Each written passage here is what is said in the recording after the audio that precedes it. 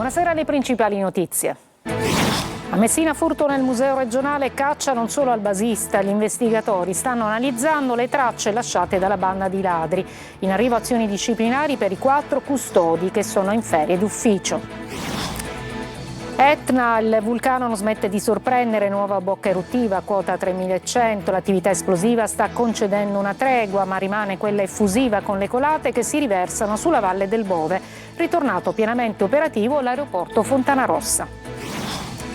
A Catania la festa di Sant'Agata d'estate, nella messa per l'anniversario della dedicazione della cattedrale, l'arcivescovo Renna torna sulle critiche e le polemiche, si rivolge ai fedeli e dice: non lasciatevi rubare la gioia dell'anno giubilare.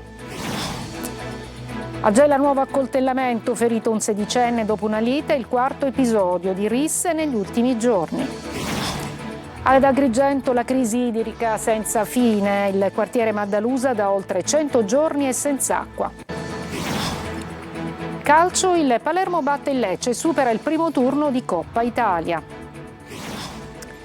In Serie C è iniziata la prevendita dei biglietti per Catania Inter Under 23 in programma. Domenica al Massimino rossazzurri lavorano a mister bianco sul fronte mercato, vicino l'ingaggio del terzino e centrocampista Masciangelo.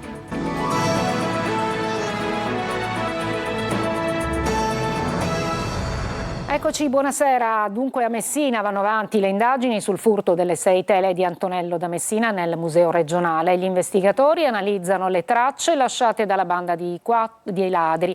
Intanto arrivano le sanzioni disciplinari per i 4 custodi che sono in ferie d'ufficio. Sentiamo Angelo Gagliano. Oltre che su un'eventuale presenza di un basista, gli investigatori che indagano sul furto milionario di Ferragosto stanno attenzionando delle tracce lasciate dalla banda che ha trafugato in appena 2 minuti 6 opere di Antonello da Messina.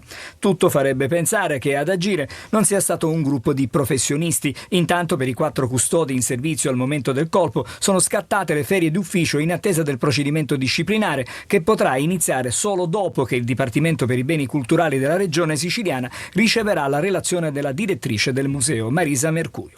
La sanzione estrema, lo ricordiamo, prevede anche licenziamento. Da fonti della Regione intanto si apprende che nessuna anomalia è emersa dalle verifiche fatte sui verbali interni redatte dal personale del museo nei giorni antecedenti al furto, anche se per Elisabetta Bonfato, che col marito ha ritrovato le tavole abbandonate, 2 delle alte sbarre di metallo che circondano il museo erano allargate da mesi. Intanto il governatore Schifani ha disposto un'ispezione interna e l'assessore ai beni culturali Francesco Scarpinato ha effettuato un sopralluogo nel museo per parlare col personale e per rendersi conto di persona di quanto accaduto. Le immagini catturate dalle telecamere di videosorveglianza mostrano 2 persone vestite di nero e con il volto coperto che portano via le opere. I custodi, 2 donne dipendenti regionali e 2 uomini ex ASO che lavorano alla Servizi Ausiliari Sicilia, non si sarebbero accorti di nulla. Ecco perché la procura, che indaga per furto pluriaggravato di opere d'arte, continua a mettere a confronto le loro dichiarazioni e scandagliano anche il loro passato. L'obiettivo è recuperare le preziose tavole del pittore siciliano del 400. A Palermo la polizia indaga sul danneggiamento dell'auto del sacerdote Don Ugo Di Marzo della parrocchia di Maria Santissima delle Grazie a Roccella, che ha trovato la sua auto parcheggiata sotto casa dei genitori ricoperta di olio di motore. Don Ugo ha sporto denuncia al commissariato Ziza Borgo Nuovo, dando il via alle indagini. Adesso l'Etna che si placa, anche se la notizia del giorno è l'apertura di un'altra bocca eruttiva.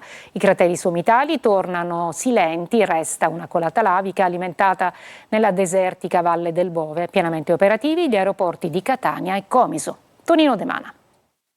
Dopo una decina di giorni di intensa attività, l'Etna concede una tregua, anche se la notizia del giorno è quella dell'apertura di una nuova bocca eruttiva a circa 3.100 metri di quota.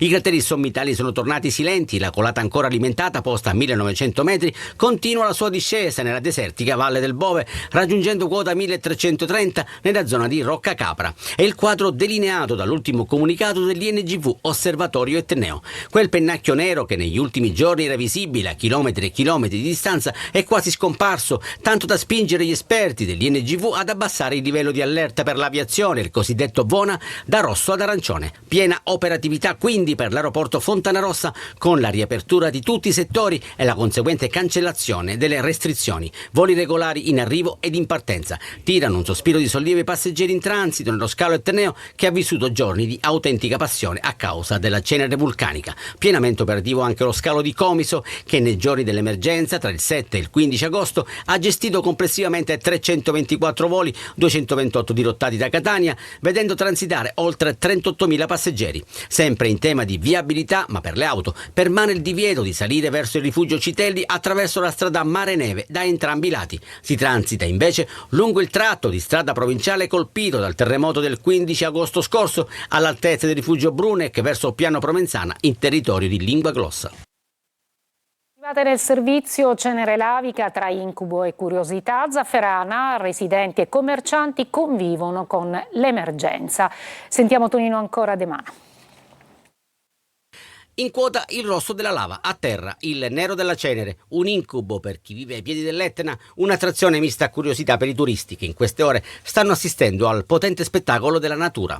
Automobili ricoperte dalla sabbia vulcanica, strade annerite, residenti e commercianti che ripuliscono i marciapiedi dalla polvere alta anche alcuni centimetri. La pioggia di cenere è caduta incessante sui paesi pedemontani, tra lo stupore dei vacanzieri. È strano, all'inizio non riuscivamo a capire cos'era, sembrava asfalto, invece poi in realtà è cenere. Lo sa che molti turisti se la portano a casa come souvenir? Addirittura, non ci avevo pensato. Magari l'ho dato un consiglio, un'idea. Grazie.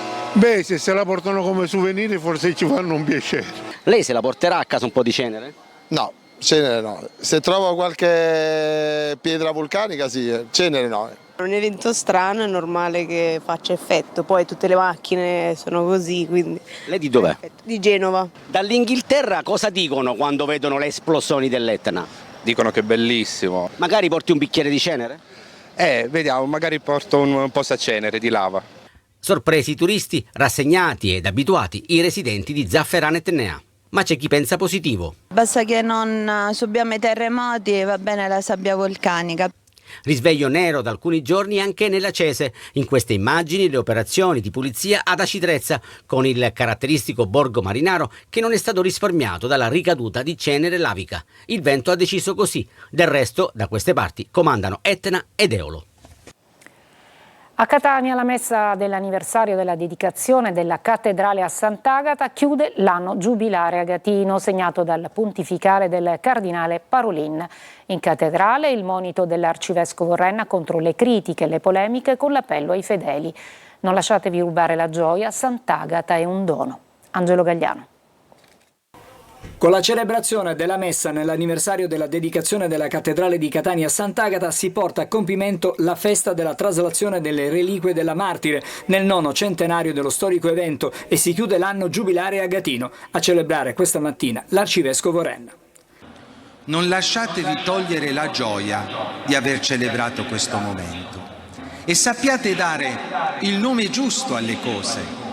A interpretazioni di leoni da tastiera, calunnia, agli scontenti incapacità di gioire anche quando qualcosa non va, alle persone che, pur dicendosi cristiane, prendono le distanze da ogni manifestazione inconsistenza della propria fede.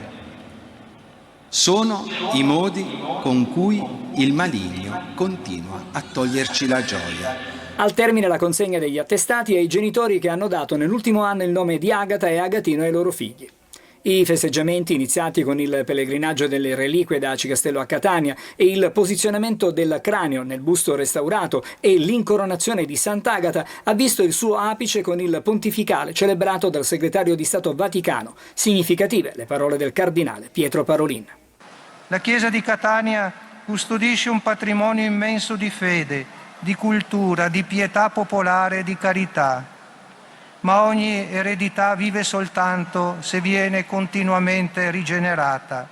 Antenna Sicilia, Telecolor, Sicilia Web hanno seguito tutte le fasi della festa, portando nelle case dei siciliani e in tutto il mondo, grazie allo streaming, le emozioni di una festa unica, per la quale è stata consegnata a Palazzo Platamone la bozza del dossier di candidatura per la proposta di inserirla nella lista del patrimonio culturale immateriale dell'umanità dell'UNESCO.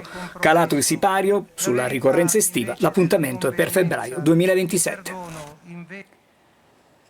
Un sedicenne ferito a coltellate durante una lite in famiglia. Il quarto episodio ravvicinato a Gela, nel quale un diverbio degenera nell'uso di un'arma da taglio. Sul caso indaga la polizia. GR Italia.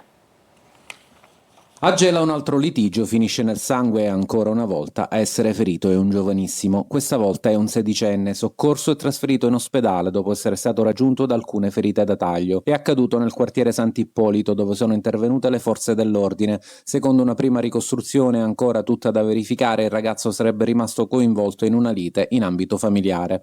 Una discussione che per ragioni ancora da accertare sarebbe rapidamente degenerata fino all'utilizzo di un coltello. Il giovane è stato affidato ai sanitari e le sue condizioni vengono monitorate. Intanto la polizia ha avviato gli accertamenti per ricostruire la dinamica, individuare chi abbia impugnato l'arma e chiarire cosa abbia fatto scattare la violenza. Ma questo episodio si inserisce in una sequenza che comincia a destare preoccupazione. È il quarto caso nel giro di poco più di una settimana nel quale una lite o un diverbio a Gela sfocia nell'uso di un coltello. Episodi diversi tra loro ma con un elemento comune: la rapidità con cui una discussione passa dalle parole all'aggressione fisica, e ancora una volta c'è un minorenne tra le vittime.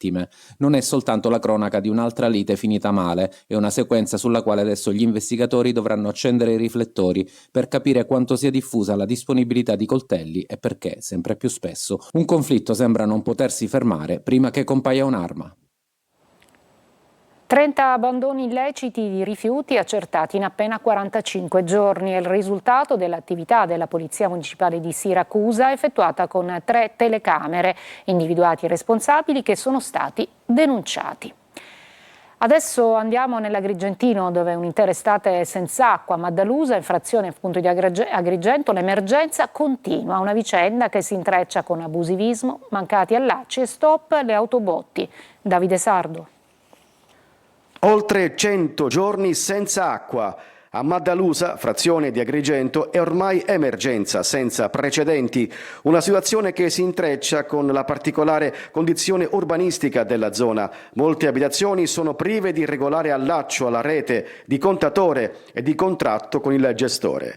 Una realtà legata anche all'abusivismo edilizio e ai vincoli che, in diversi casi, impediscono la regolarizzazione degli immobili. Per anni a garantire l'acqua sono state le autobotti, poi lo stop alle forniture ordinarie per le utenze senza contratto. E così le famiglie sono rimaste senza acqua e costrette a cercare soluzioni alternative. Anziani, persone disabili o comunque con delle difficoltà motorie che vanno a riempire bidoni d'acqua, e in casa ci si attrezza. A volte in casa si perde anche la dignità, perché nel momento in cui bisogna fare una doccia prendendo l'acqua dai bidoni, non è semplice farsela da sola, quindi devi aspettare il momento che c'è qualcuno in casa che ti aiuti. Non è una situazione più vivibile fondamentalmente. Dopo mesi di disagi, i residenti sono scesi in strada. Sit-in alla Fontana di Buonamorone con bidoni e taniche in mano per chiedere il ripristino delle forniture. Il vero Gaza siamo noi, siamo tenuti in ostaggio da chi ancora non ha capito niente. Basta, siamo stanchi. E l'acqua è un bene essenziale, perché non ce la date l'acqua? Perché abbiamo sempre pagato le nostre autobotte, datecela. E poi si risolve l'abusivismo, si risolve se ci dovete demolire. Un'emergenza che continua e che lascia centinaia di famiglie ancora in attesa di una soluzione. In Sicilia torna lo stracciabollo che permetterà ai contribuenti di regolarizzare le posizioni non pagate in tutto o in parte al 31 dicembre 2025 senza incorrere in sanzioni e interessi. I cittadini interessati potranno così effettuare i versamenti e completare gli adempimenti necessari per mettersi in regola entro il 31 ottobre 2026. La misura sarà operativa tra alcune settimane, quando sarà emanato il decreto attuativo dell'assessore regionale all'economia, già in fase di predisposizione. Breve pausa, poi la cronaca. È stato arrestato un ladro, pensate, di 40 kg di cavi di rame al Castello Ursino.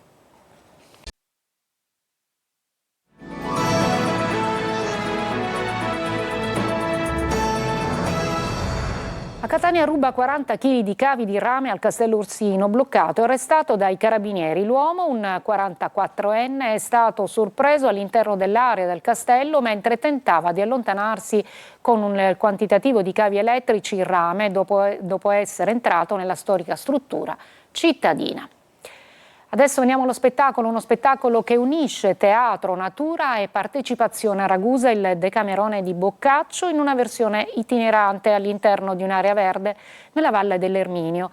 Al centro i racconti di inganni, desideri e fragilità umane che dal 1300 ad oggi sono ancora attuali.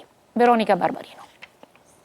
Un viaggio teatrale immersivo tra natura e racconto. A Ragusa il Decamerone di Boccaccio va in scena in una versione itinerante e contemporanea. Io sono qui per parlarvi della peste! Come i giovani fiorentini del 1348 che sfuggono dalla peste rifugiandosi in campagna, anche il pubblico ragusano lascia la platea e diventa parte della brigata, seguendo gli attori tra gli spazi di un parco nella Valle dell'Irminio, fino al calare del sole. Oh mio Dio! Ma sei proprio tu, sei il figlio di Pietro! Ma lo sai? Lo sai chi sono io? No! Sono tua sorella Fiordaliso! Sono storie di inganno, di fame, di corpo, di fede vera e fede recitata. Novelle riscritte in un volgare moderno, ma fedeli allo spirito di Boccaccio, con personaggi ironici ed estremizzanti. La regia è di Valentina Ferrante e Massimo Leggio e i costumi del Teatro Stabile di Catania. Tutto quello che ho fatto, se c'è qualcuno lassù e da stasera comincia ad avere dei dubbi, è già stato informato. Se non c'è nessuno, allora non mi importa. Affanculo. Un ponte tra il 1300 e l'oggi che racconta un mondo che ancora, davanti alle difficoltà, si unisce e condivide. Stavolta è morto. Dopo il successo delle prime rappresentazioni, il Decamerone tornerà in scena con altre 2 repliche a settembre. Peggiore che ho trovato in 70. Breve pausa e poi la pagina del calcio con il Palermo che batte il Lecce e supera il primo turno di Coppa Italia, mentre in Serie C è iniziata la prevendita dei biglietti per Catania Inter 23 di domenica al Massimino.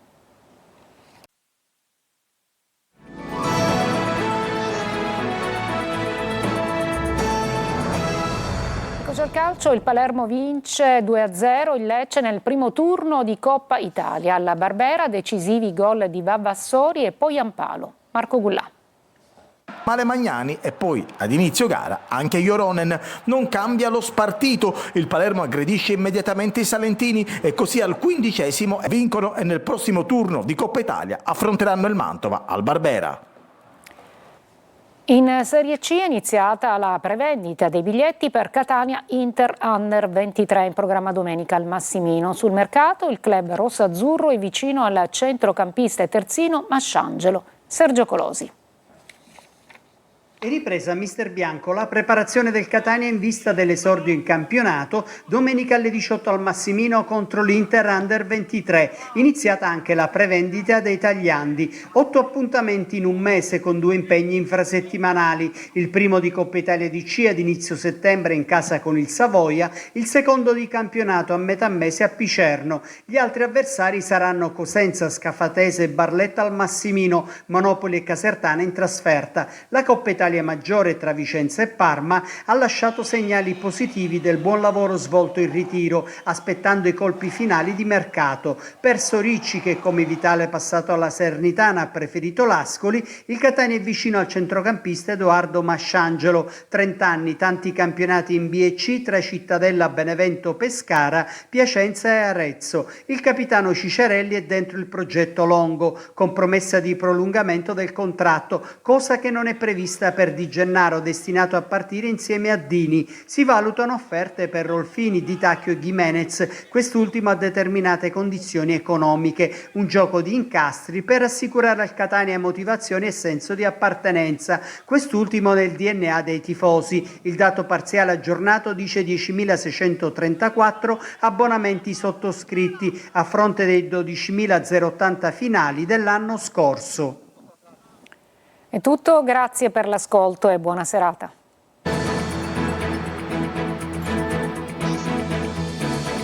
Entra nel mondo dell'informazione con l'app Sicilia Web.